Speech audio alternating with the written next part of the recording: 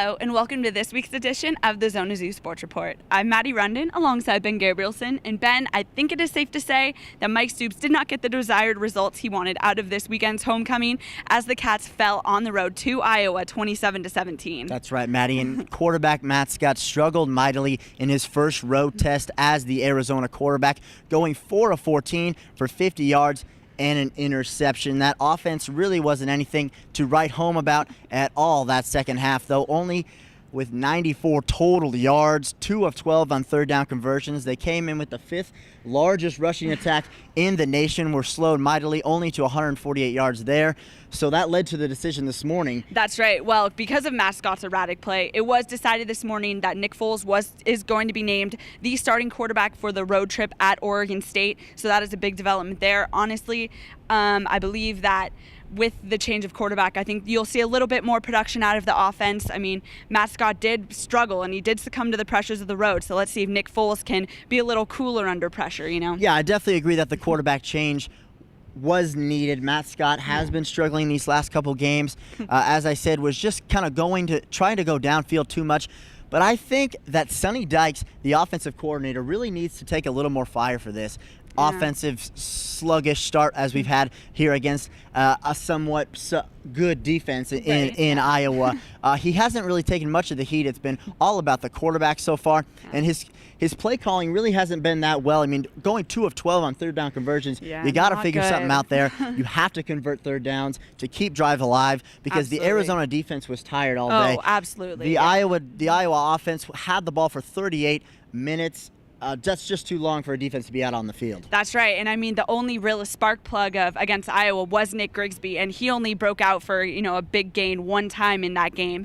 However, I mean, Nick Grigsby, he is our only offensive spark right now, unless Nick Foles can get in there and start getting some production out of that offense.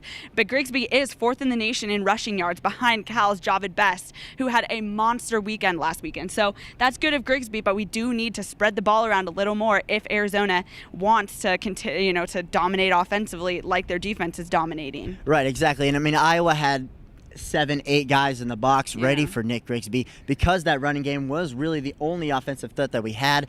Grigsby had 75 yards, but all but 17 of those came on one carry. That's right. So defenses are going to figure this out. They're going to figure out that Matt Scott can't throw it down the field. So Nick Foles, I think, is really the better option right now. But look at Sonny Dykes' play calling, and I think he needs to be taking a little more heat on this one. Yeah, I really do think our defense is going to have a tough time against Oregon State because they do have the two amazing offensive threats in the Rogers brothers, James and Jaquiz. So they both are not very big, but they pack a punch, man, a good 1-2 punch at that. Yeah, absolutely. James Rogers, the electric receiver, also returner, and Jaquiz Rogers, last year, the offensive player of the year in the Pac-10 as a freshman. You don't do that by just luck. He has some skills. He lit up USC last year, and that great defense.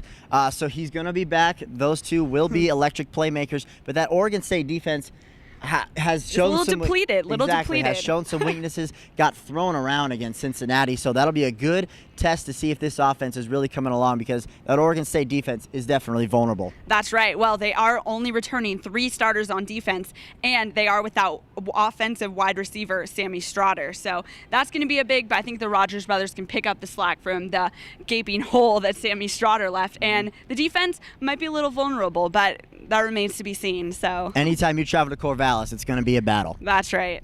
So we'll be back next week with those analysis, news, and highlights of that game. Hopefully the Arizona Wildcats offense will find some sort of spark plug. Maybe Nick Foles is the answer, but we'll have to see. We'll see you next week here on the ZonaZoo Sports Report. For Ben Gabrielson, Maddy Rundin. Have a good week, Wildcats.